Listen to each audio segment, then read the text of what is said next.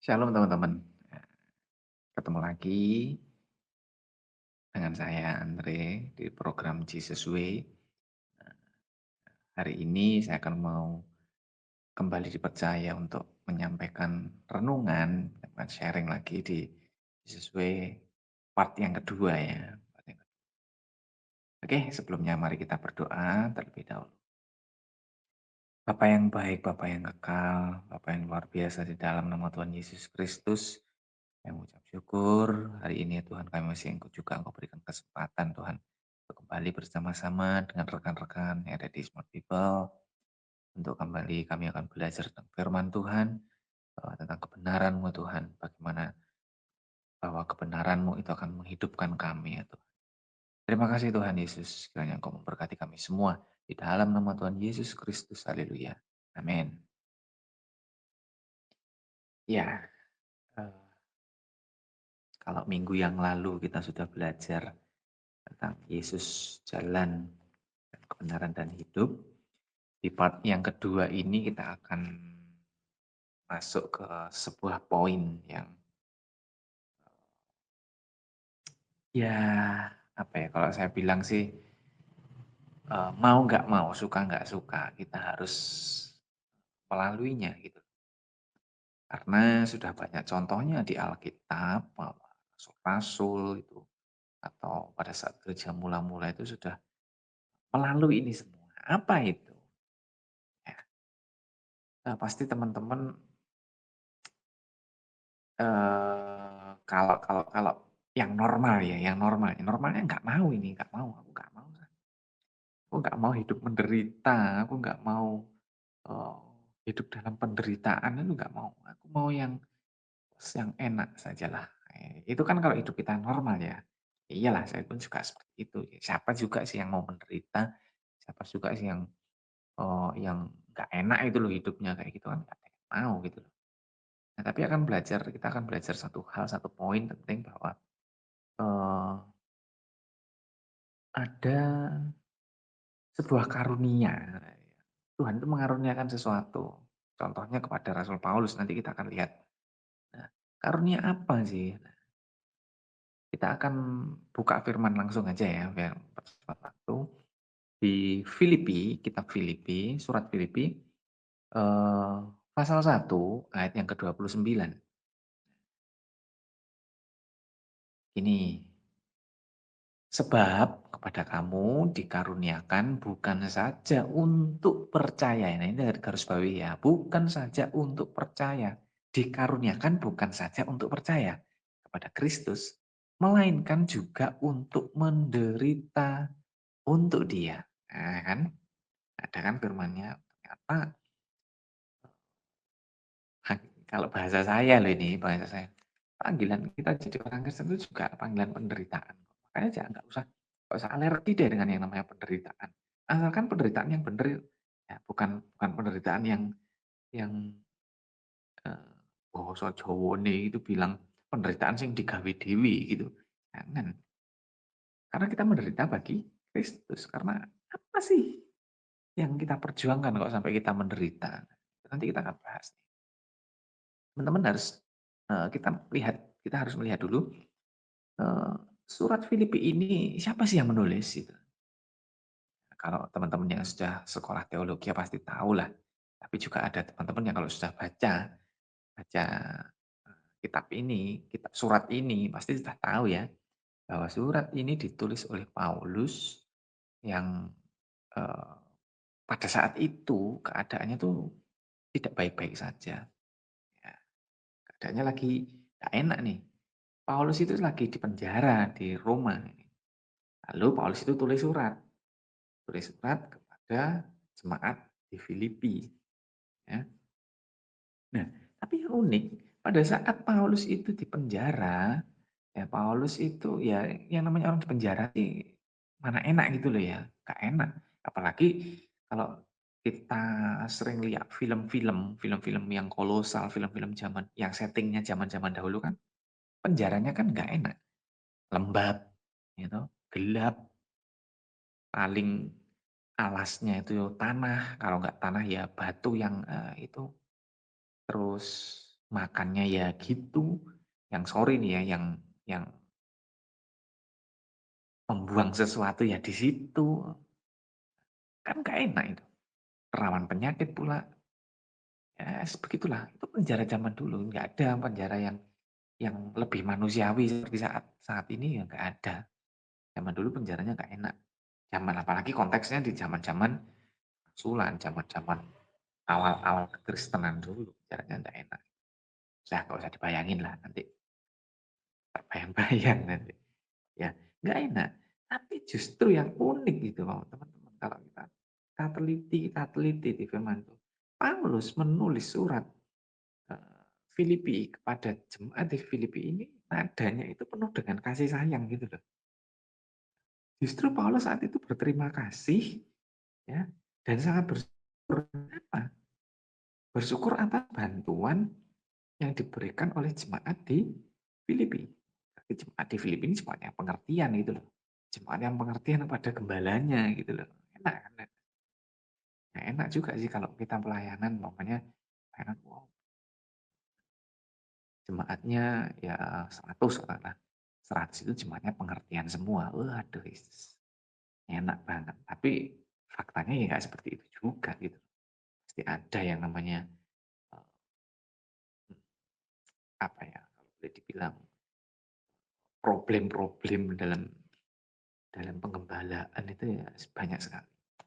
Tapi ini dalam konteks ini di Serat Filipi ini Paulus itu berterima kasih dan sangat bersyukur sekali kepada bantuan jemaat di Filipi, support.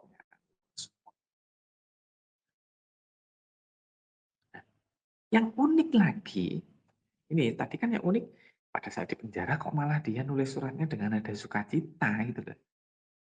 Gitu. Kok enggak dengan nada sedih? Biasanya eh, sedih, aku di penjara itu enggak enak, aku diperlakukan ini, disiksa gini. Biasanya kan ada suratnya gitu, tolong aku kirim bantuan secepatnya, gini. Tapi enggak. Paulus malah nadanya itu dia sangat bersyukur, dia sangat senang dengan keadaan jemaat di Filipina. Nah, itu yang membuat Paulus senang. Itu yang membuat Paulus eh, mengungkapkan kasih sayangnya lewat surat Filipi ini kepada jemaat di Filipina. Karena jemaat Filipi bisa menjadi contoh. Gitu. Nah, konteks ini ya bisa menjadi contoh. Bagaimana ya problem, tadi saya bilang problem dalam jemaat pasti ada. Bukan perpecahan. Maksudnya ada perbedaan pendapat, ada mungkin yang dalam tanda kutip domba-domba nakal gitu. Ya adalah sampai zaman sekarang. Tapi beda. Yang pertama tadi keunikannya Paulus nulisnya surat dengan nada apa? Kasih sayang. Yang kedua, Paulus itu menulis suratnya itu bahwa pada saat dia di penjara ini, pada saat dia di penjara itu merupakan itu menjadi sebuah dalam tanda kutip cambuk, cambuk sebuah motivasi ya, bagi orang-orang Kristen, bagi orang-orang Kristen zaman itu, anak-anak Tuhan zaman itu, agar lebih serius dalam memberitakan Injil. Ini. Nah, ini teman-teman gini ya. Teman-teman untuk lebih jelas saya akan bacakan mulai dari apa? Filipi tadi, Filipi pertama ayat 27. Nah, gini. Begini firman Tuhan, hanya hendaklah hidupmu berpadanan dengan Injil Kristus. Ya.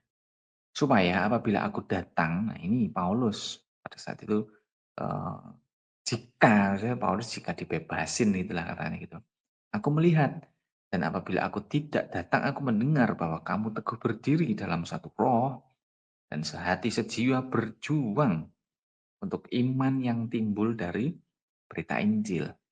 Ya, kita lanjut ke ayat 28. Dengan tiada digentarkan sedikit pun oleh lawanmu. Bagi mereka semuanya itu adalah tanda kebinasaan. Bagi mereka semuanya itu adalah tanda kebinasaan. Tetapi bagi kamu tanda keselamatan. Dan itu datangnya dari Allah. Lalu kita baca di ayat 29 yang seperti sudah kita baca di awal ya. Sebab kepada kamu dikaruniakan bukan saja untuk percaya. Karunianya bukan saja untuk percaya kepada Kristus, melainkan juga untuk menderita untuk Dia. Nah, inilah panggilan penderitaan kita. Menderita untuk siapa? Menderita untuk Kristus. Nah, ayat 30. Ya. Dalam pergumulan yang sama seperti yang dahulu kamu lihat padaku dan yang sekarang kamu dengar tentang aku. Nah, tentunya Paulus di sini tuh juga eh, sebenarnya dalam tanda kutip ya dia mengharapkan kalau mamanya aku bebas nanti itu ya. Kalau aku bebas, aku bisa paling tidak aku bisa melihat kamu, Anda jemaat Filipi. Kalau aku bisa melihat kamu eh, teguh berdiri, kamu tetap setia. Nah, yang diharapkan oleh Paulus kepada jemaat di Filipina apa? Kesetiaan tadi. Kesetiaan dalam penderitaan. Ya, kesetiaan dalam penderitaan. Beda cerita dengan ya. Beda kalau penderitaan itu karena ketidaksetiaan itu beda cerita. Tapi ini Paulus ngomongnya, ayo toh kamu eh, aku pengen nanti kalau aku bebas dari penjara ini pun, ataupun kalau aku tidak bebas dari penjara, aku tahu atau aku mendengar bahwa kamu tetap setia kepada Kristus. Nah itu iman seperti itu loh. Tetap setia dalam penderitaan itu iman. Dari mana kalau kita tidak dari mendengar berita Injil? Gitu. Atau untuk pembanding ya, untuk pembanding teman-teman akan saya bacakan di versi bahasa Indonesia masa kini. Nanti biar lebih jelas bahasa bahasa kita sehari-hari seperti itu. Nah, begini firman Tuhan, Filipi 1 ayat 27. Nah, yang penting sekarang ialah bahwa kalian hidup sesuai dengan apa yang dituntut oleh kabar baik tentang Kristus itu. Hidup kita itu dituntut untuk sesuai dengan apa yang tertulis dalam firman Tuhan. Guidance kita atau aturan aturan hidup rohani kita itu dari mana kalau tidak dari firman Tuhan? Yang namanya orang hidup kan pasti ada peraturan. Peraturan lalu lintas, peraturan perundang-undangan, peraturan-peraturan yang lainnya. Contoh aja sekarang kalau kita oh, naik motor nih, naik motor keluar nggak bawa SIM, terus ada razia, ada operasi karena ada razia. Kalau nggak bawa SIM kan pasti kena tilang. Salah. Begitu juga kehidupan rohani kita. Pada saat kita berjalan dalam kehidupan rohani kita dan dalam pelayanan, pasti kita memiliki guidance, si peraturan yang tidak boleh kita langgar. Aturan itu di mana? Di dalam firman Tuhan. Nah, berikutnya, ya. Hmm, tadi, sebentar.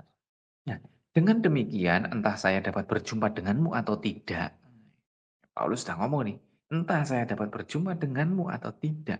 Saya akan mendengar bahwa kalian teguh bersatu dan berjuang bersama-sama untuk hanya satu maksud dan satu keinginan, yaitu apa?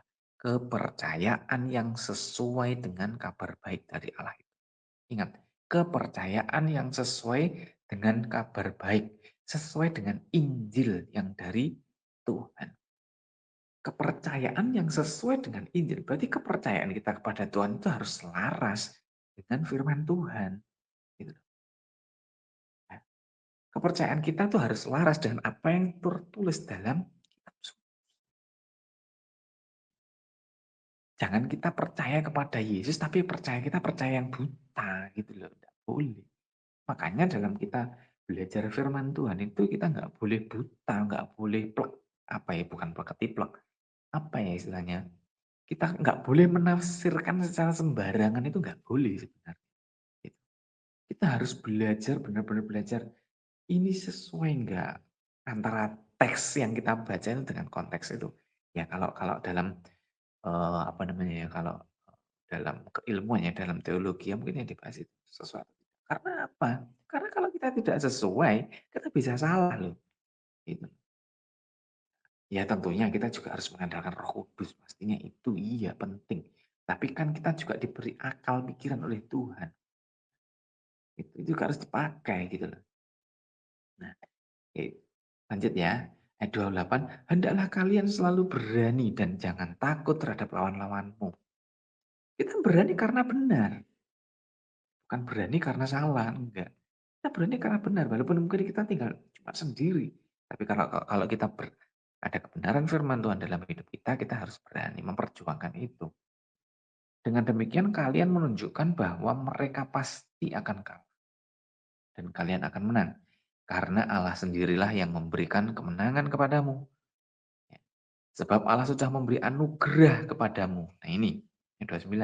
Sebab Allah sudah memberi anugerah kepadamu. Dan anugerah apa? Bukan hanya untuk percaya kepada Kristus, tetapi juga untuk menderita bagi Kristus. Nah, penderitaan itu anugerah. Ya. Menderita bagi Kristus itu anugerah. Percaya kepada Kristus itu anugerah. Keselamatan yang kita dapat dari Tuhan Yesus itu anugerah. Pemberian yang harus kita jaga, yang harus kita rawat, harus kita istilahnya perjuangan. Jangan sampai kita kehilangan keselamatan itu. Ya. Jangan sampai. Yang 30, sekarang kalian juga turut dengan saya dalam perjuangan yang sama.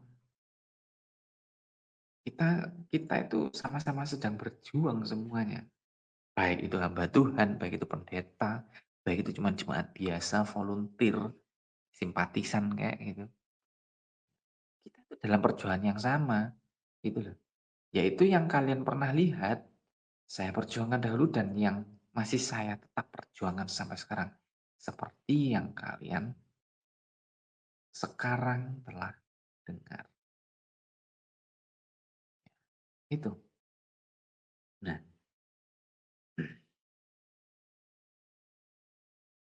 kalau kita naik, teman-teman, kalau kita naik di Filipi 1 ayat 12 sampai 14, ya, kalau kita baca di Filipi, nah ini, Filipi 1 ayat 12, aku menghendaki saudara-saudara supaya kamu tahu bahwa apa yang terjadi atasku ini justru telah menyebabkan kemajuan Injil. Justru apa yang terjadi kepada Paulus, penderitaan yang sedang dialami oleh Paulus ini justru malah membawa kemajuan Injil gitu loh. Ini yang unik ya. Justru dalam dalam Paulus, dalam kesusahannya, dalam Paulus, dalam penderitaannya di penjara, itu malah Eee, membawa kemajuan dalam pemberitaan Injil. Untuk membanding ya ayat yang, terjemahan yang lain, "Saya mau kalian mengetahui bahwa hal-hal yang telah terjadi pada saya," pada Paulus ya, itu justru menyebabkan lebih banyak orang mendengar dan percaya akan kabar baik itu. Nggak luar biasa ya teman-teman. Bahwa penderitaan yang dialami oleh Paulus itu justru malah malah malah kalau bahasa gampangnya itu, orang yang mendengar Injil, orang yang menerima Yesus itu malah jadi tambah banyak. Orang yang percaya kepada Yesus itu malah tambah banyak. Itu kalau bukan karena Roh Kudus itu nggak mungkin tuh kayak gitu, ya. Lanjut ayat 13. Ya. Sehingga telah jelas bagi seluruh istana dan semua orang lain bahwa aku dipenjarakan karena Kristus. Nah, justru penderitaan yang dialami Paulus itu malah membawa kemuliaan bagi Kristus. Lanjut ayat 14.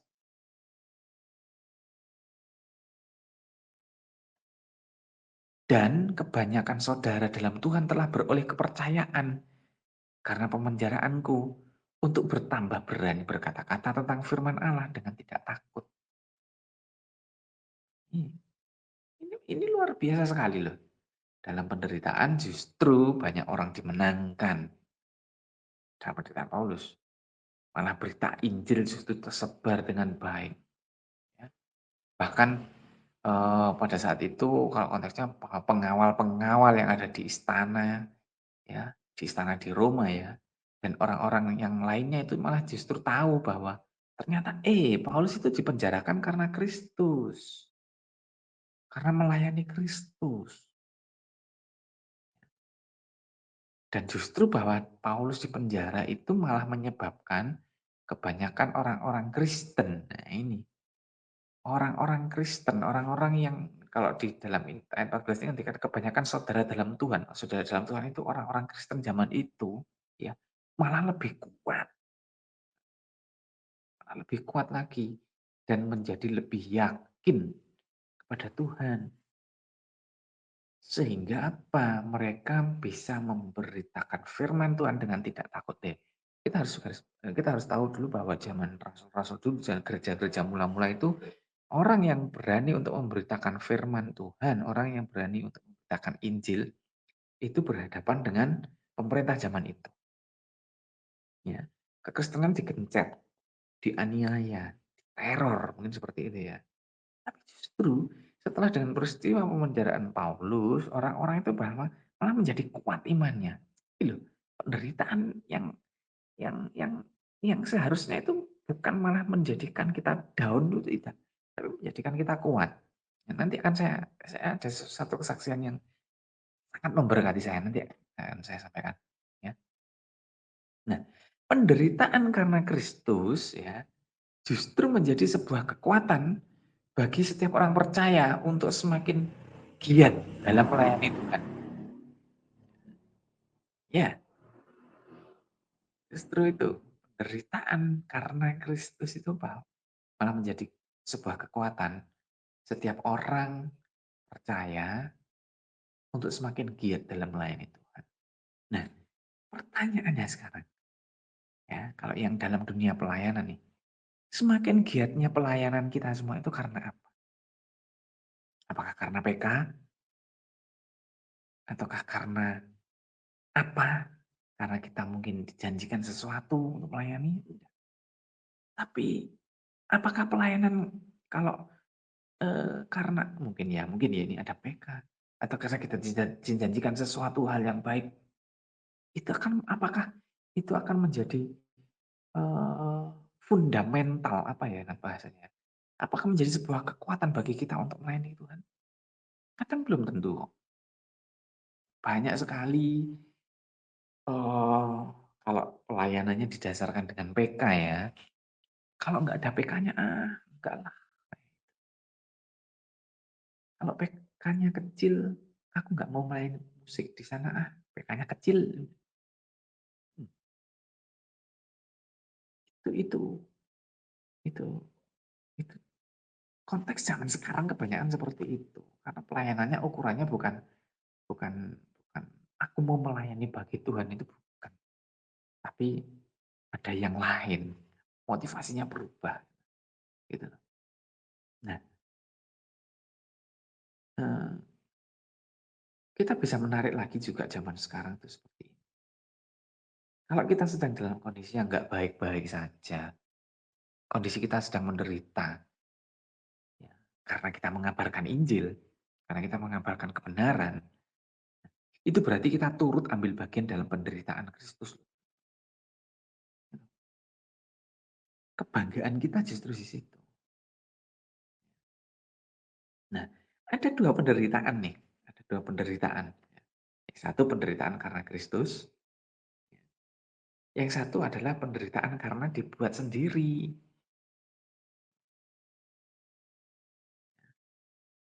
Satunya karena dibuat sendiri.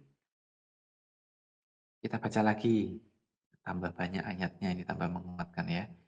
Di Filipi 2, tetap kitab Filipi, pasal 2, ayat yang ketiga.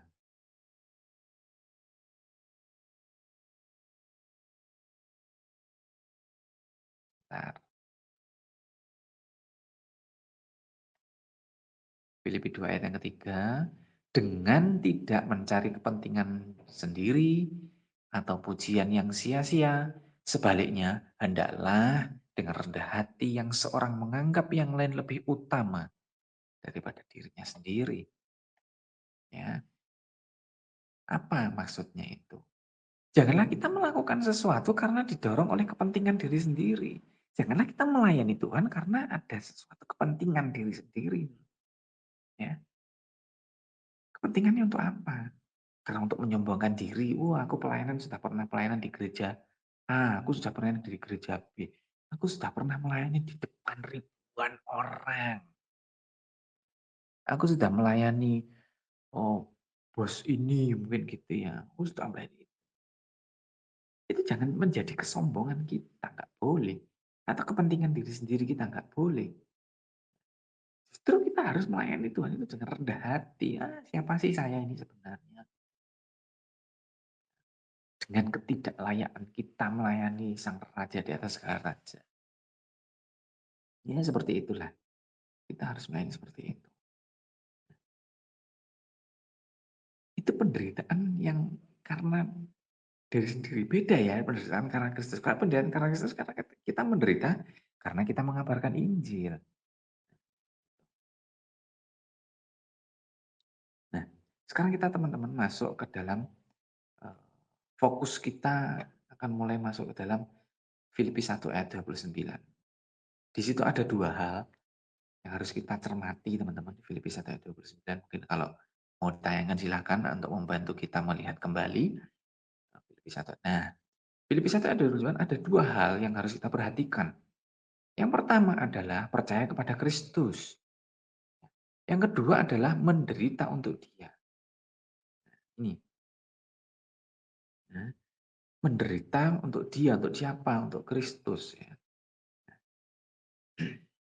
Seringkali itu begini teman-teman. Orang-orang Kristen hanya tahu untuk percaya saja. Ya toh? Percaya, kan ada lagu percaya saja, percaya saja. Tanpa mau ikut menderita bagi Kristus. Beda ya kan?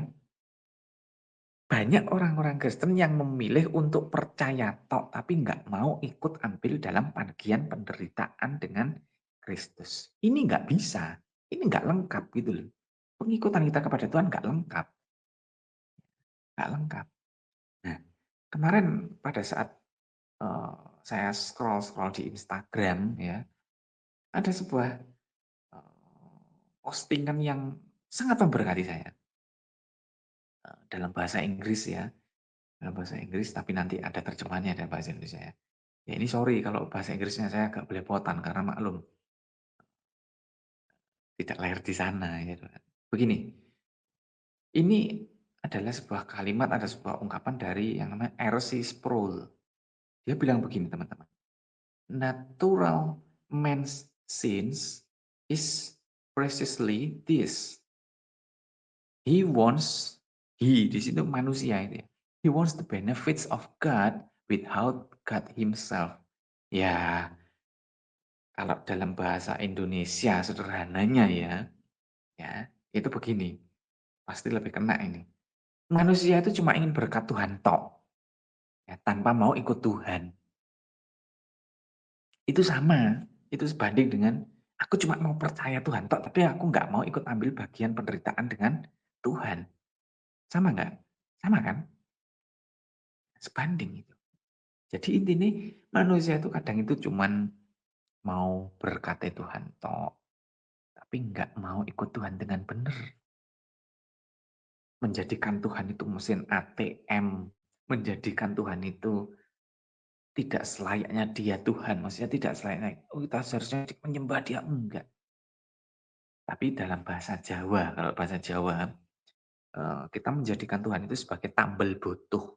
Lek pas ada butuhnya aja kita datang kepada Tuhan, lek pas ada maunya aja kita datang kepada Tuhan, nyembah-nyembah sampai luar biasa, sampai mungkin penyembahannya mengguncang dunia akhirat mungkin ya, seperti itu. Itu pas ada maunya toh. Tapi kita nggak mau mengikuti jejaknya. Mengikuti jejaknya apa? Ya tadi itu, penderitaan, sangkal diri pikul salib, itu jejak Tuhan.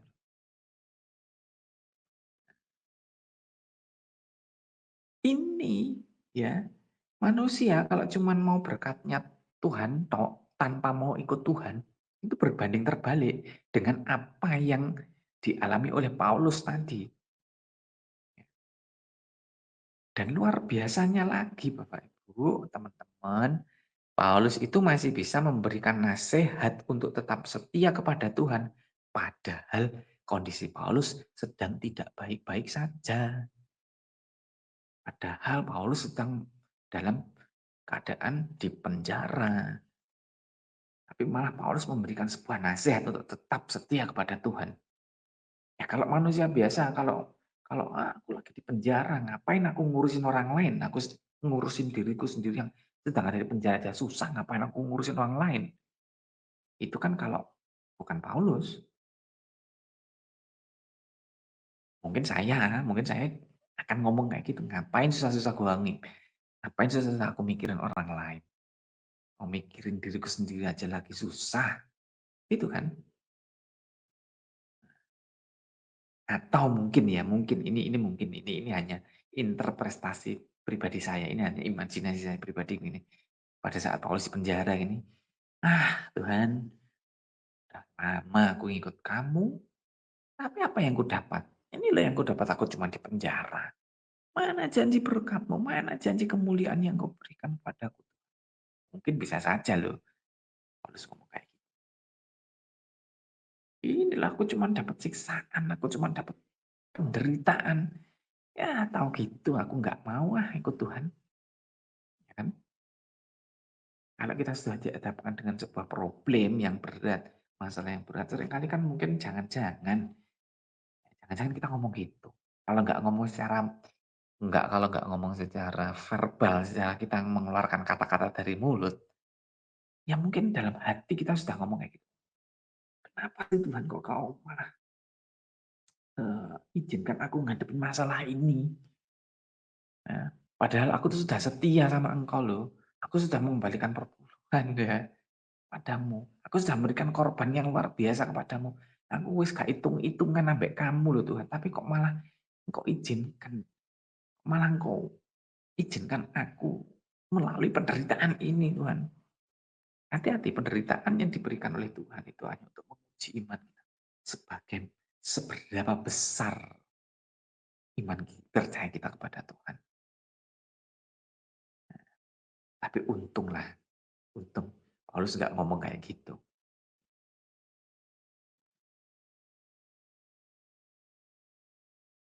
Ya ucapan-ucapan yang tadi, ngapain itu mungkin kalau kalau kira-kira kalau Paulus itu nggak menerima, eee, Tuhan, nggak menerima Yesus Kristus secara utuh dalam hidupnya. Makanya kita ngikut Yesus itu harus utuh, makanya nggak boleh setengah-setengah. Kalau kita mau berkatnya, kita juga harus mau ikut ambil bagian dalam penderitaannya. Kalau cuma mau setengah-setengah aja, berarti kita nggak sempurna, bener kan? Bener kan? Pengikutan kita kepada Kristus nggak bulat. Yang satu anugerah untuk percaya, yang satu anugerah untuk melewati penderitaan bersama Tuhan. Bulat. Tapi kalau cuma setengah aja yang kita mauin, kalau cuma percayanya tok, ya ya nggak lengkap. Tapi kalau kita cuma maunya penderitaannya tok tanpa dibarengi dengan percaya kepada Tuhan, ya itu salahmu dewi itu. Ngapain juga mau penderita karena kamu nggak mau percaya dengan Tuhan. Itu loh teman-teman. Ya, ya. Kita buka kembali di 1 Petrus 4 ayat 16. 1 Petrus 4 ayat yang ke-16, begini firman Tuhan. Tetapi jika kita menderita sebagai orang Kristen, nah ini loh, garis bawahi teman-teman ini. Kalau tetapi jika kita menderita sebagai orang Kristen, maka janganlah ia malu, melainkan hendaklah ia memuliakan Allah dalam nama Kristus itu. Ini, janganlah ia malu. Ngapain kita juga malu kalau kita menderita bagi Kristus? Kalau kita menderita bagi Kristus, ganjarannya atau yang kita dapat nanti itu mahkota kehidupan loh.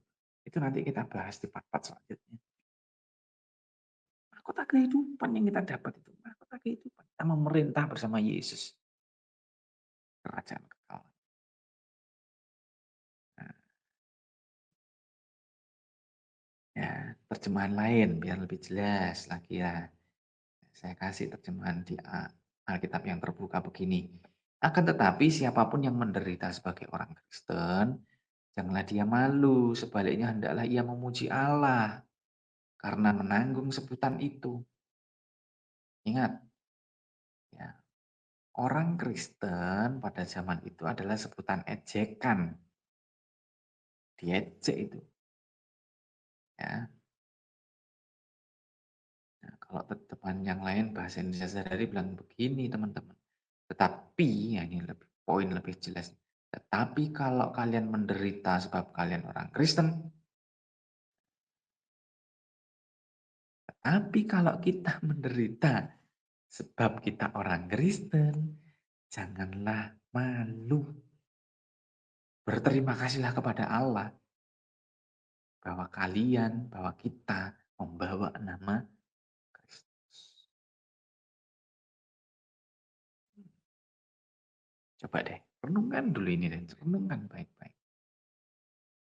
Kita kadang-kadang malu nggak sih menunjukkan identitas kita sebagai orang Kristen? Menunjukkan identitas aja deh. Kalau sedang di tempat umum atau di mana, malu nggak sih? Atau bangga nggak sih kita sebagai orang Kristen? Atau justru malu?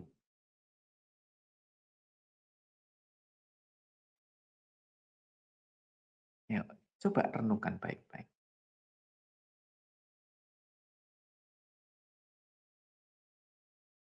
Ya, itu bagian dari dua penderitaan tadi. Tapi saat kita fokus tentang percaya di Filipi 1 ayat 29 dikatakan di situ bahwa ada eh, anugerah untuk percaya. Nah, percaya itu apa sih?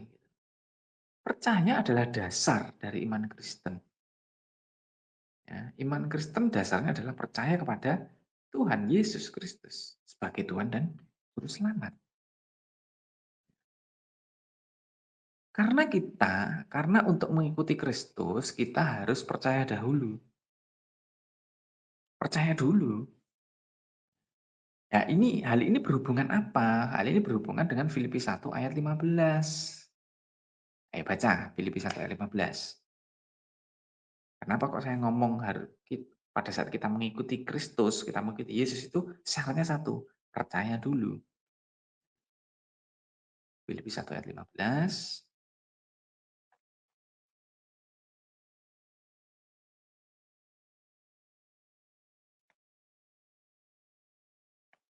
Karena Filipi 1 ayat 15, ada orang yang memberitakan Kristus karena dengki dan perselisihan. Tetapi ada pula yang memberitakannya dengan maksud baik. Nah, ingat di situ ada kata memberitakan Kristus karena dengki dan perselisihan. Memang ada beberapa orang-orang di antara mereka, di antara orang-orang jemaat di Filipi waktu itu, yang memberitakan Kristus karena apa? Satu, karena iri hati dan bertengkar. Kalau bertengkar, mau bertengkar itu berarti mencari masalah. Ada nggak sekarang ini kira-kira yang memberitakan nama Yesus, memberitakan Kristus, ngomongnya gitu. Tapi karena apa? Dasarnya nggak benar. Karena dasarnya iri hati. Karena dasarnya pengen berdebat. Karena dasarnya ingin mencari kesalahan. Ada nggak kira-kira? Gak usah dijawab, cari sendiri deh. Ada nggak? Nah, orang-orang seperti ini tidak memiliki dasar percaya kepada Kristus. Jadi pada saat kita mempelajari firman Tuhan, pada saat mungkin orang itu mempelajari kitab suci, mempelajari kitab, dia hanya ingin mencari-cari kesalahan saja.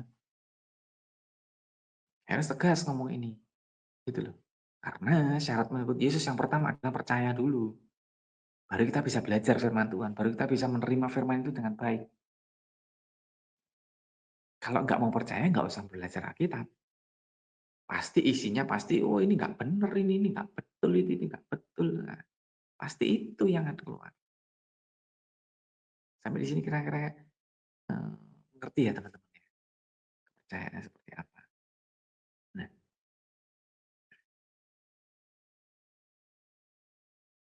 kita naik lagi di ayat 17. Ya, 17. Tetapi tetapi yang lain karena kepentingan sendiri dan dengan maksud yang tidak ikhlas, sangkanya dengan demikian mereka memperberat bebanku di penjara. Lebih jelasnya ini di terjemahan lain begini, tetapi orang lain, ada orang-orang juga orang lain memberitakan Kristus dengan maksud yang tidak baik. Memberitakan Kristus dengan maksud yang tidak baik apa? Memutarbalikkan firman Tuhan. Karena untuk apa? Untuk kepentingan pribadinya. Kan banyak sekali fenomena-fenomena sekarang, orang-orang yang sangat pinter sekali dengan firman Tuhan. Pinter ngelontok banget dengan firman. Tapi karena ada kepentingan pribadinya, dia memutarbalikkan firman Kristus. Itu yang nggak boleh. Gitu loh. Hati-hati makanya Bapak Ibu. Hati-hati teman-teman, hati-hati. Karena konteksnya zaman itu, mereka pada saat dia dengan istilahnya dia dengan memutarbalikkan firman Tuhan. Dia pengennya apa? Itu loh ternyata firman yang diberitakan oleh Paulus itu nggak benar. Nah itu pengennya apa? Biar Paulus itu tambah susah di penjara. Gitu.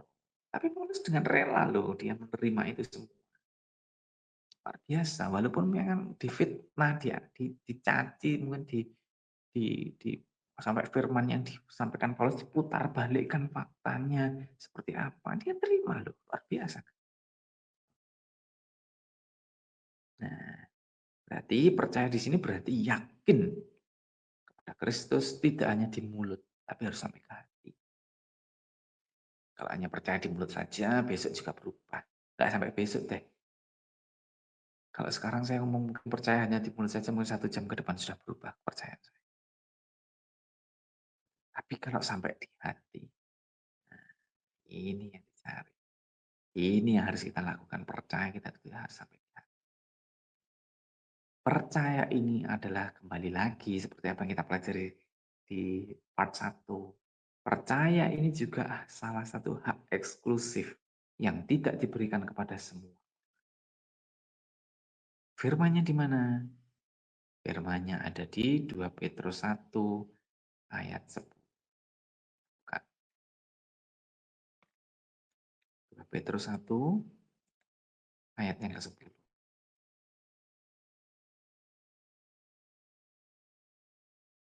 Karena itu saudara-saudaraku berusahalah sungguh-sungguh supaya panggilanmu dan pilihanmu makin teguh.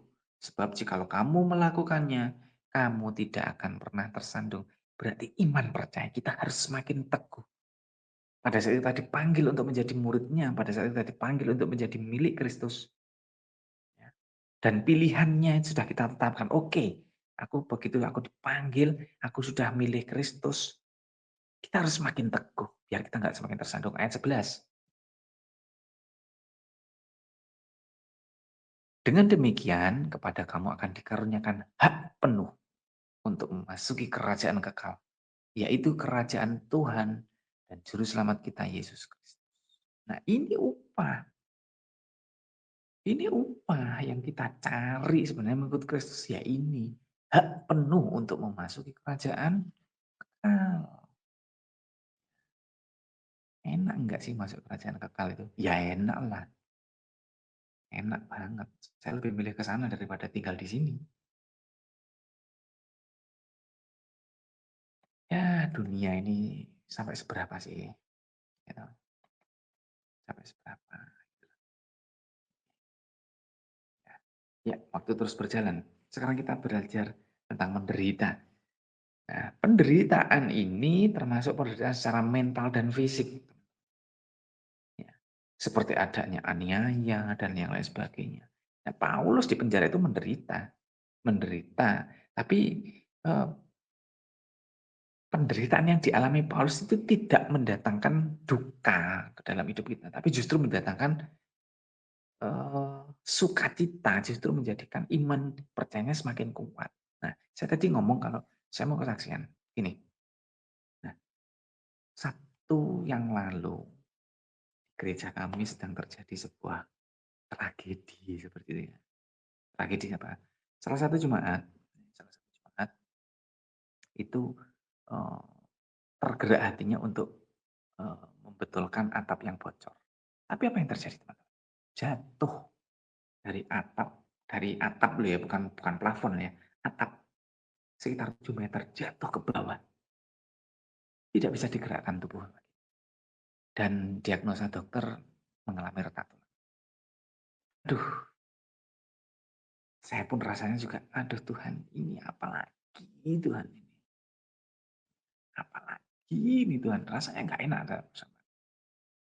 Duh itu merupakan saya anggap apa, itu merupakan teguran Tuhan buat saya. Saya lebih maksimal lagi dalam melayani Tuhan. Nah singkat cerita, Jumat ini dibawa ke rumah sakit, didiagnosa tadi terjadi keretakan tulang. Tapi pada saat saya menjenguk ke sana, yang terlontar dari Jumat ini, bukan kok dia tambah marah-marah, bukan tambah memaki-maki Tuhan, enggak. Tapi justru apa? Dia bersaksi bahwa ini merupakan teguran atas kekerasan hatiku. Hebat. Tegur Tuhan sampai jatuh, sampai sekarang dia sedang perawatan medis di Solo, menjalani operasi karena tulang punggungnya yang retak. Dia sadar dengan betul bahwa ini merupakan teguran Tuhan yang harus dijalani, proses Tuhan yang harus dijalani, pembentukan Tuhan yang harus dijalani. Ini penderitaan. Gitu. Mungkin dulu dia mengalami kekerasan, mungkin hatinya sedang keras, mungkin gitu ya, sukar. Tapi lewat jalan ini hatinya diubahkan Tuhan. Gitu. Sehingga kita harus memaknai bahwa teguran Tuhan atau mungkin lewat Tuhan mungkin tegurannya macam-macam ya. Tapi kalau Paulus lagi lewat di penjara, kalau yang ini lewat jatuh 7 meter loh. Bayangin, nggak main-main itu. Coba kalau kepalanya dulu, aduh sudah seperti apa. Kok Tuhan tolong. Ini loh, teguran Tuhan baik lewat penderitaan yang sedang kita alami. Yang sedang beliau alami ini. Merupakan teguran yang harus jalan dengan sukacita. Ini justru mendatangkan apa? Justru imannya justru semakin kuat itu loh. Semakin kuat. Justru malah dia, aduh Tuhan, kok kenapa bercanda? Kenapa kok si Tuhan kok malah nggak kok panggil aja sekalian? Malah enak Tuhan.